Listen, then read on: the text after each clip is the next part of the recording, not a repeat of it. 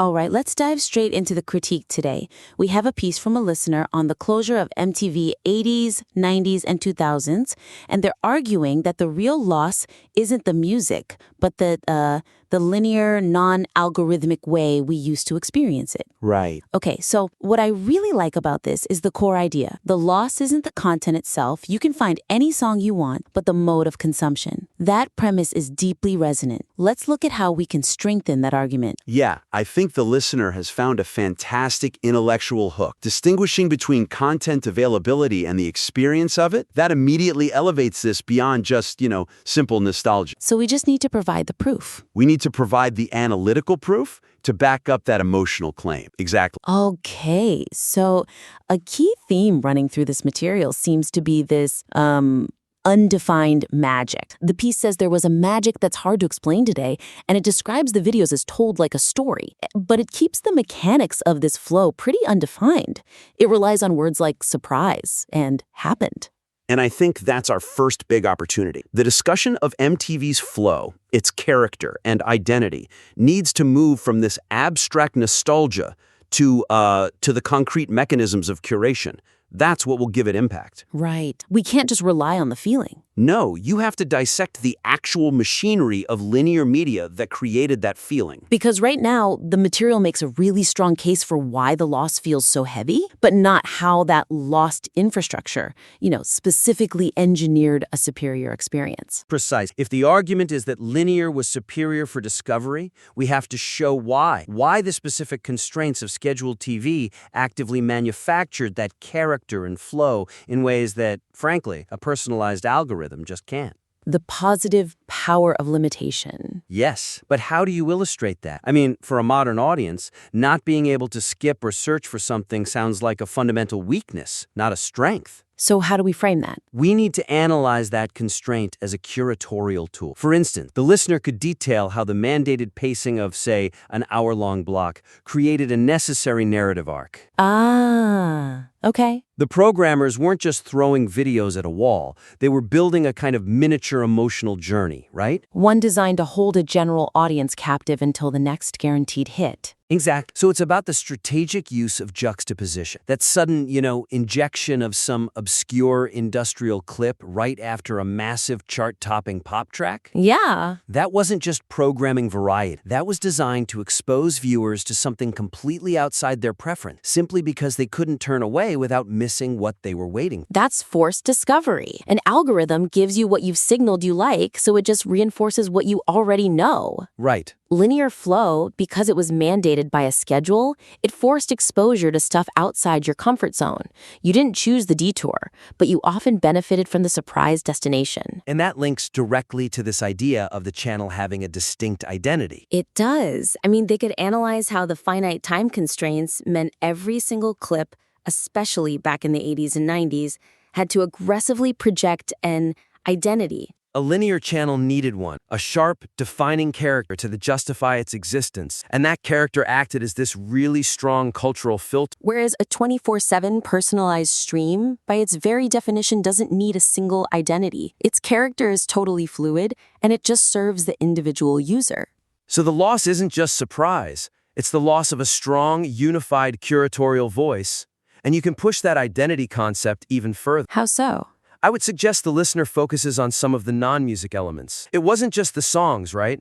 It was the whole package. The intentional use of interstitials, those station IDs, the specific on-air graphic design. The whole aesthetic. The whole aesthetic. Those things grounded the abstract idea of character in palpable, recognizable design choices. If they can explain how that total package worked, the argument becomes intellectually robust, not just, nostalgia. Breaking down the flow into concrete mechanisms like pacing and juxtaposition and design, that will transform this from a lament into a serious cultural analysis, which sets us up perfectly for the next level of the critique. Right. If the loss of this flow is so significant, is it really just confined to music? That's a great transition. Building on that, this piece has a powerful opportunity to elevate its scope by connecting the loss of these music channels to the broader systemic fade of scheduled communal media. I did notice the material mentions the closure of Cartoon Network, VH1, and VH1 Classic, but right now they're kind of listed as supplemental losses. They feel like footnotes almost.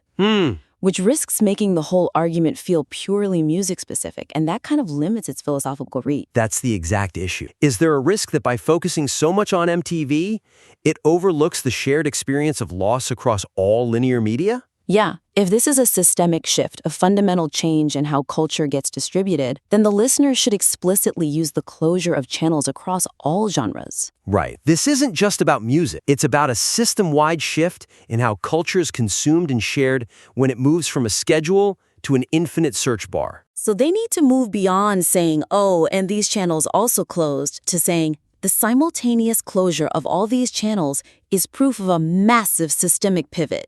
Precisely. They should connect the dots. Use the closure of Cartoon Network as proof that this phenomenon of losing surprise is genre agnostic. I see. The surprise of what animated block was coming up next on Cartoon Network generated the same kind of communal, water cooler cultural moment that the debut of a new video on MTV did. That's the communal link. The linear format made sure millions of people were having the exact same cultural moment at the exact same time. creating shared context. Right. Personalized feeds, they just atomize that. We can all search for the same video, sure, but we didn't all discover it together. And they should build on that by analyzing how the closure of all the MTV channels, plus VH1 Classic, how that demonstrates a clear, measurable industry pivot. It solidifies the idea that this isn't one corporate decision impacting one brand. This is a market-wide phenomenon. The economics of linear nostalgia channels are just, they're fundamentally broken now. That really raises the so what factor. It moves from a critique of programming choices to a commentary on digital economics and, societal fragmentation. I would strongly suggest reframing the material. It could be a commentary on the loss of scheduled identity that shaped an entire generation. They could compare the experience of discussing a video that just happened on MTV, a shared, unchosen moment, versus just sharing a link you found on your own, a moment chosen in total isolation. Exactly. This elevation transforms the piece into a really significant analysis of modern media history. The shared experience is arguably the greatest loss, and they should use all the systemic evidence to hammer that point home. Okay, so now let's talk about presentation. How do we make sure this powerful argument really lands with maximum emotional return? That takes us to the structure of the essay itself. To optimize engagement, I think the most powerful emotional anchors, the specific channels named, they should be integrated immediately, right in the open. And the final line needs to offer a really robust synthesis of the core theme. Right. Currently, the opening starts with a slightly passive declaration of sadness.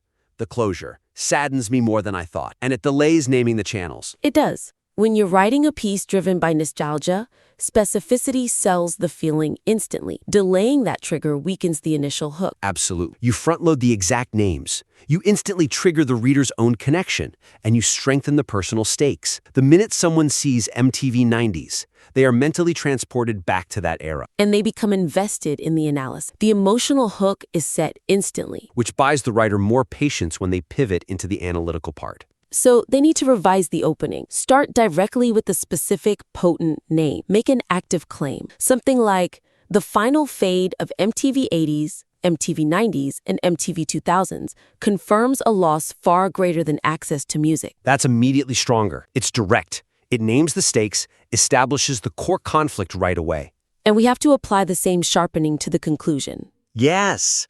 The current ending about the farewell being a whole chapter in nostalgia is, it's serviceable. But the very final line needs to synthesize the loss of surprise and flow into a powerful, universal statement, something that resonates. A closing line that captures the universal consequence of this shift. What does this loss actually mean for us culturally? It means the disappearance of shared, surprising, and unchosen cultural moment. The final sentence should articulate that, maybe focusing on how the disappearance of the forced, linear flow means the end of those shared, spontaneous moments. That's the powerful distinction, isn't it? The freedom of infinite choice versus the power of a shared, unchosen experience? Right. You have the freedom to find anything you want, but the cost is losing that shared discovery with your entire peer group. Exact. They should aim to tighten the emotional arc of the whole piece. Start with the specific the channel. Build the technical critique, flow versus algorithm. Use the systemic evidence, Cartoon Network, VH1, to show the breadth of it, and finish with the universal consequence. The closing of the chapter on unchosen culture. That structural arc gives the piece maximum impact. I have to say, this foundational idea, distinguishing between the music and the infrastructure that delivered it, is exceptional. It really is. Implementing these revisions will elevate it from a compelling essay into a definitive piece of cultural commentary.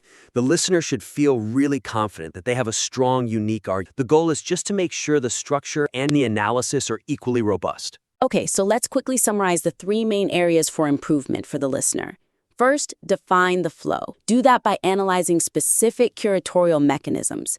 Break down the pacing, the strategic genre mixing, the intentional identity. Don't just rely on abstract concepts like magic. Second, elevate the context. Explicitly link the closure of all these linear nostalgia channels, MTV, VH1, even Cartoon Network, to a systemic cross-genre media shift away from scheduled communal consumption. Show this is a market-wide pivot, not just an MTV problem. And third, reframe the opening and closing lines for maximum emotional impact and clarity. Start immediately with the channel names to anchor the nostalgia, and end with a powerful, universal statement on the loss of shared, unchosen cultural moments. Keep challenging yourself to define the invisible mechanics of the media that shaped your experience. These suggestions are really just about giving that powerful idea the analytical and structural support it deserves. The core thesis is extremely strong. Challenge accepted. We invite you to resubmit your revised work incorporating these points, and we look forward to critiquing the next evolution of your argument.